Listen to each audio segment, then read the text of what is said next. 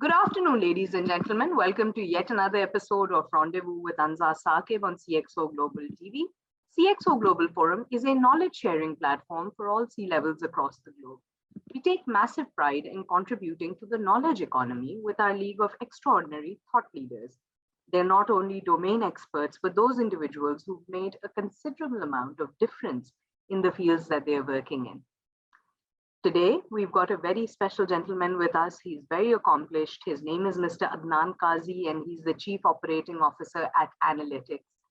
So welcome to the show, sir. Thank you very much, Anza. It's a pleasure being here today. Thank you. We appreciate your time. So please tell us a little bit about your professional journey so far. What courses did you study?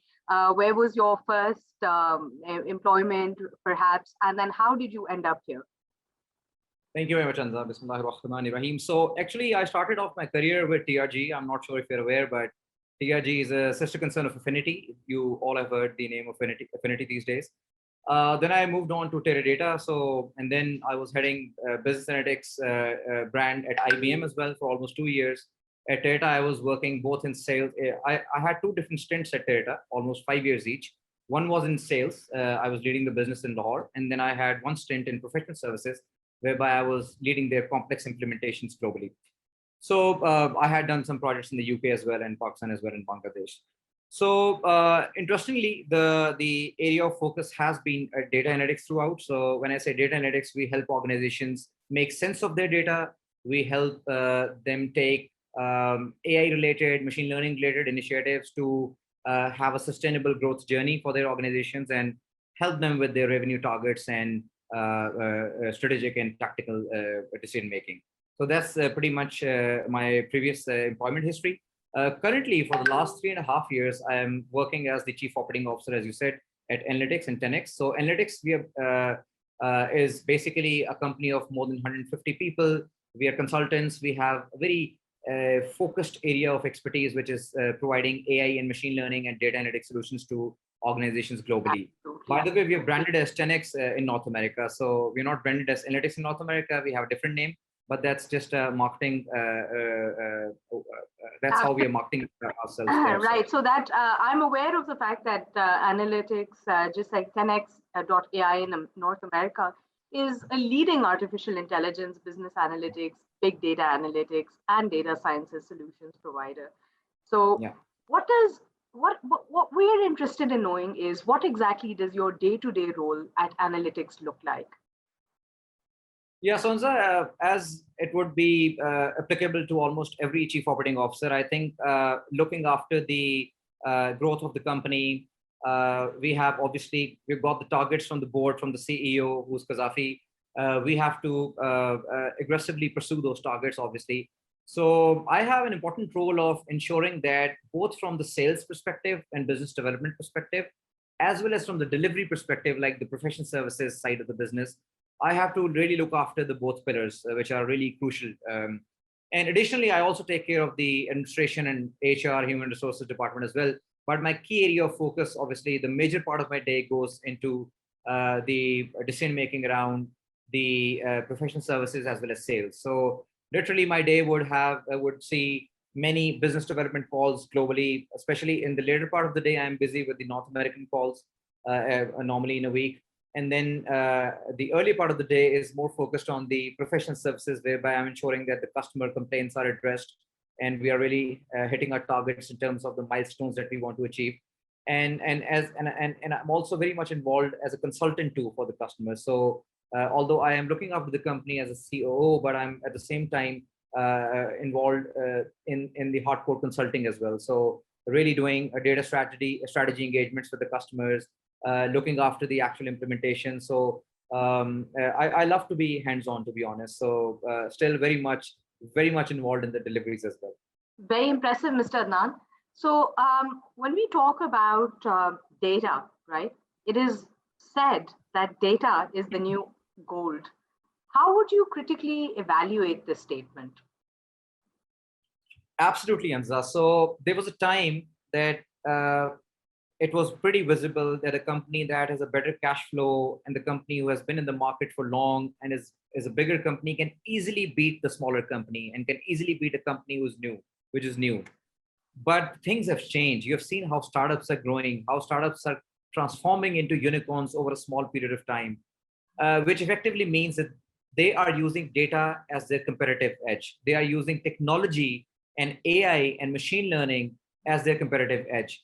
And I won't be lying if I claim that now time has gone when the bigger was beating the small. It's actually the faster beating the slow now. So, and how you become a fast organization, how you become an agile organization is purely driven by how tech savvy you are, how technologically driven you are as an organization, and how data driven you are. Because you've seen organizations like Uber coming into play. You've seen organizations like Airlift Express coming into play. You've seen unicorns. All of these organizations are using and taking data and AI and technology as their competitive edge. They're beating the conventional organizations like anything. So I think this is the way to go. And I've got no two thoughts about data being the oil and data being the gold of the current industry. So no two thoughts about it. Absolutely. So with oil, my 2 cents is, I understand that a lot of people say that data is the new oil and gold, but I think just an analysis, oil is depleting, but data is here to stay. And it's one of those renewable resources of growth and analytics. Absolutely. Absolutely. Yeah. So moving on. Now let's talk about analytics in particular, right? So from your lens, what do the next 5 years look like at analytics? Yeah, so we are alhamdulillah in a growth stage. We have come a long way. It's been like 10 years in the market. And we have seen instrumental growth coming in from the North American market. So we all know, Anza, that Pakistan is a very BPO savvy market. It's a very conducive market for business process outsourcing and business process offshoring as well. And that is the reason that we've seen that many countries globally are looking at Pakistan as one of the key markets to outsource and offshore their services to. We have other countries as well. We've got India is an amazing country when it comes to having a conducive market. We've got Philippines. We've got some European countries as well. But Pakistan is definitely making an impact globally when it comes to the BPO market. So I'm really excited. And I think we're going from that perspective. Yeah. Right. These are exciting times, and sorry to cut you off here, but I would like to link this up with my next question, because like you mentioned, the Pakistan market has risen as one of the most sought after markets for IT services globally. You know, you're spot on right there. But I also would like you to share your insights, because you have been in this industry for quite some time now. So what are some of your policy recommendations, and what are some of the challenges that you see? Yeah, so Anza, thank you very much for this question. So first of all, before I go into the policy making and the challenges, I'd like to first give a quick overview of where Pakistan is standing, how Pakistan is looking to grow in the IT export services sector, right? So basically, I was doing some research a couple of weeks ago, and Pakistan, the numbers are looking amazing. Like we have around 5,000 to 7,000, it's a high level number, obviously, BPO companies, IT export and IT services and software companies total, and which is a huge number, by the way. We have the right pipeline of the talent coming into the value streams and value chain. We've got like 140 plus universities, and almost, if you look at the IT grads, I think we're getting somewhere close to 20,000 to 25,000 new IT graduates every year coming in to the value chain. And that's our basic pipeline. That's the start of the pipeline, right? Yeah. And numbers are amazing in terms of the revenue that we've seen. So our local market, local IT market for IT services is somewhere close to $3.5 billion. And if you look at the exports that we've made, the number is coming out to be somewhere close to $1.7 billion right now. So I'm talking about international IT exports right now, which is huge, right? And that's the number that has been documented. If you look at the numbers that have not been documented yet, I'm sure this is going to be way above this one, right? So the point I'm trying to make here, Anza, is that Pakistan is a growing country. Pakistan is on its way to become the next big technology hub of Asia, right? And I'm not saying it on my own. Players are saying, independent entities are saying that. And with as far as your question is concerned about the policy making and the challenges, I think policy making has improved a lot. There's still a way to go. We still need some really good policies coming in to flourish the IT market, to make it more conducive globally. But if you see the tax exemption policies, if you see how the software technology zones are coming into play, how forums like CxO Global Forum and other forums who are bringing the IT community all together are coming into play. We are seeing software technology parks being made. We had seen some of software technology parks previously, but now the number is growing. We are seeing some amazing initiatives. All of this will really converge into a very conducive and a very growth-focused IT market, IT export services market in future, Anza.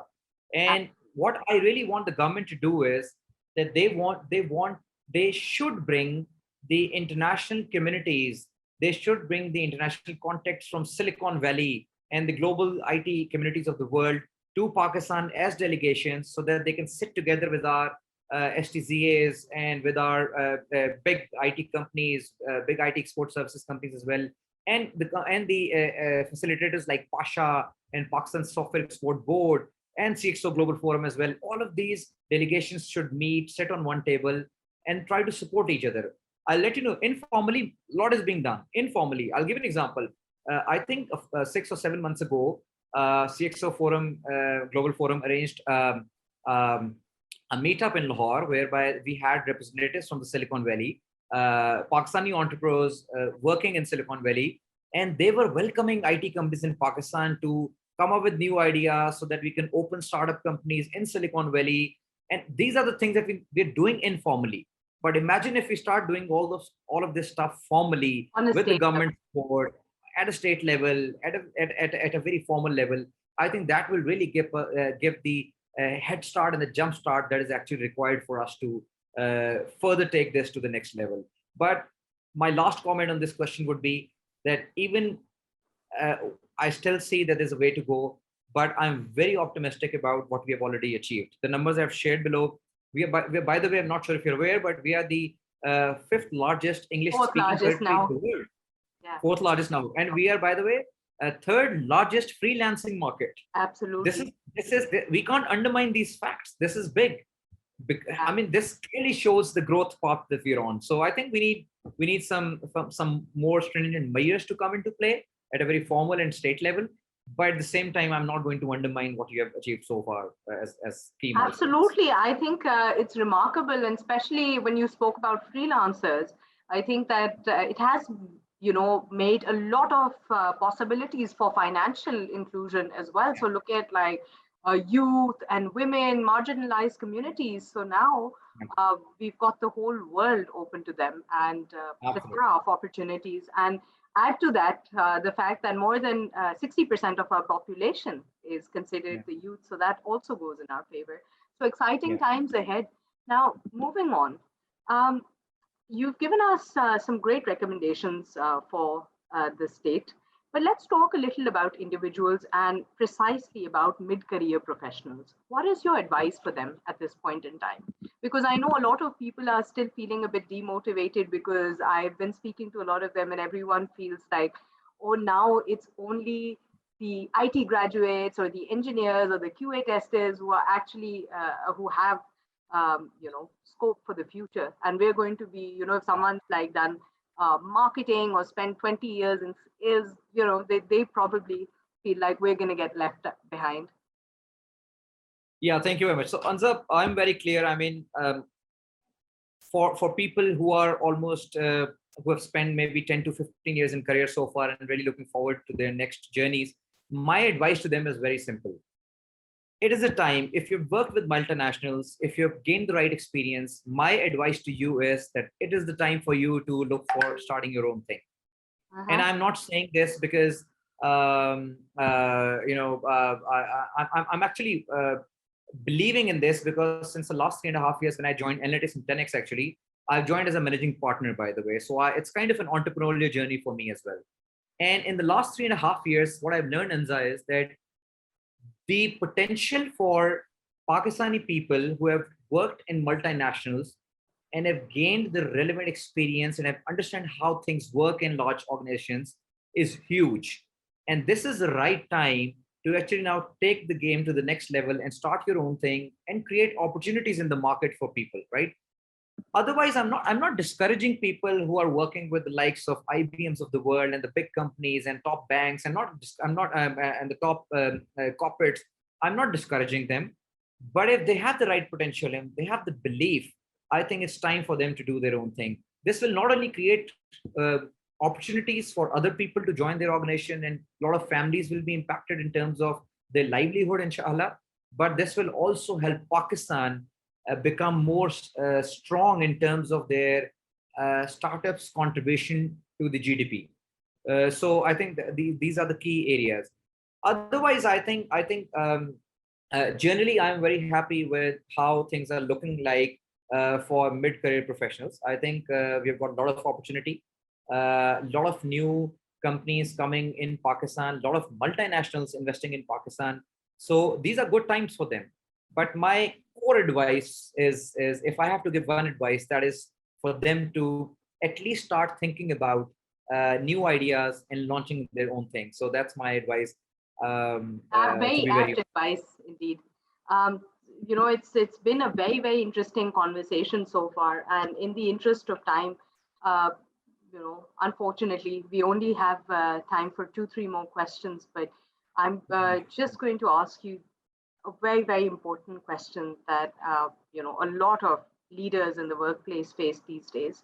So, how do you manage conflict resolution at the workplace? Oh, so this is almost happening almost on every second day. So, and I'm sure this is pretty much true for almost all the organizations that we work with and we see. Mm-hmm. So, Anza, I think conflict is something that you can't really avoid, but you can manage it very well, right? People who are not able to manage their conflicts are in trouble, basically, right? To me, the first thing that you need to understand while you have a conflict is that you need to understand the root cause of the conflict, right? Mm-hmm. Many a times we go into conflicts and we go into arguments with the preconceived notion that whatever I am saying and whatever I have learned from my past experience is the only way to go. That's wrong. There could be absolutely different ways to do the same thing right. And that's what we miss actually. We think that what we have learned or what we have seen happen in my past organization and what I have seen my boss doing in the past organization is the only way to do a particular thing. And that is the root cause normally when a conflict comes, because the other party is trying to share a different point of view and you are going into meeting with a preconceived notion that that is the only way to handle it. That is not. We have to be more open, listen to those who speak, listen to people, try to understand that, okay, try to walk in their shoes, try to understand maybe they have a better idea. Maybe what they're suggesting is not wrong too. Maybe I'm right too, but they're right too. So as I said earlier, that there could be absolutely two different ways to do the same thing right? So first of all, you need to be very open. Second thing is, Anza, somebody told me, and that's one of the best advices I have seen from the people I have met in the past few years, is that you have all the right to disagree, but disagree agreeably. Disagree, but agreeably disagree. That's so important. We have lost that respect at the workplace. If we are the boss, we want to really come from the top and influence people and corner them. Unfortunately, impose our views, enforce our views, and we do that unapologetically. That's really disturbing, right? So I think we have to be more open. We have to listen to others. We have to let go of our preconceived notions and ideas, unlearn what we have learned, and try to learn new things from people. So that's the least what we could do. And one last point I'm going to make on this is that I think disagreement is not an issue. Mm-hmm. But if the disagreement is coming not in the right cause and it is coming purely from the ego, then it's absolutely wrong. So first of all, you need to find people who are going into disagreements just because they want to serve their egos and prove that they're right. That is the wrong thing. If two people are disagreeing because they genuinely believe that what they are posing as a solution is right, then to me, it's not wrong. Then these tactics of objection handling, conflict resolution, communication, stakeholder management come into play to find a common ground. But if the ego is coming in the way, then obviously that's the worst thing to do. Absolutely, and I couldn't agree with you more. And just my 2 cents to it would be that thankfully now with the likes of AI and the power of data and how it can populate the work environment, we have a lot of, in my opinion, as I've seen, I'm not as experienced as you, but I've seen that because we have a lot of data to prove a lot of points that are being made, even during a conflict. So, for example, in terms of when we're talking about numbers or KPIs, I think it also makes conversations very authentic and has taken out a lot of the guesswork and blame game that used to previously exist. So, a lot of which is why we've seen a culture for less talk, more action, and more data focused, data driven approaches for the future. Wow. So, thank you so much for your time, Mr. Adnan Kazi. It's been an honor and a privilege. We learned quite a bit from you today, and I'm sure the audiences are inspired. Upon an end note, I would like to ask you, what do you think is the utility of forums like CxO Global? I am absolutely delighted to see CxO forums and other forums in the country who are coming into play, playing their role. And the utility is amazing. Anza, the whole idea is that we need to find and help people connect with the right people who can give them the right opportunities, right? So it's all about making people meet each other, provide them the forum whereby they can connect with each other, share their ideas, share their knowledge. And when you do these things often, the ultimate outcome is that you are finding new ideas, you're doing ideation, you're launching new things. A lot of new startups are being launched just because people are meeting people and discussing and sitting on a cup of over a cup of coffee and coming up with the new ideas. What CxO globally, what CxO Forum has done so far is that they have gathered all these brains together on one forum, on one platform, and sharing the ideas. And that's what makes CxO unique, because I think previously I've seen many forums which have given the highlight to many people, C-level people, but they've not really added to the knowledge sharing mechanism of the country. What CxO has done brilliantly well is that they have, in addition to obviously bringing the CxO forum, CxOs of the world to one forum and platform, they've provided them with the opportunities to share the knowledge as well. So to me, that is the best part. And I really wish the forum to take this to the next level and coherently bring the community together and help the country grow and take this to the next level. So I'm really excited about this. Thank you very much, Mr. Adnan Kazi. Very, very powerful words. You're not only brilliant, but eloquent and open to transfer of knowledge. So thank you very much. It's been an honor. And please keep contributing to the knowledge economy. Likewise, Anza, it was really a pleasure meeting you today. And I'm really hoping that whatever I have communicated and shared today as my thoughts and my 2 cents, I really hope that people can get something out of it, and this may be helping them for their careers in future. So really excited about that. Thank you very much once again for the opportunity. Thank you. And ladies and gentlemen, that will be all for today. Stay tuned for more shows and more interesting pieces of insight. Please keep us updated with your comments and feedback. Until next time, here's me signing off. Allah Hafiz. Thank you very much.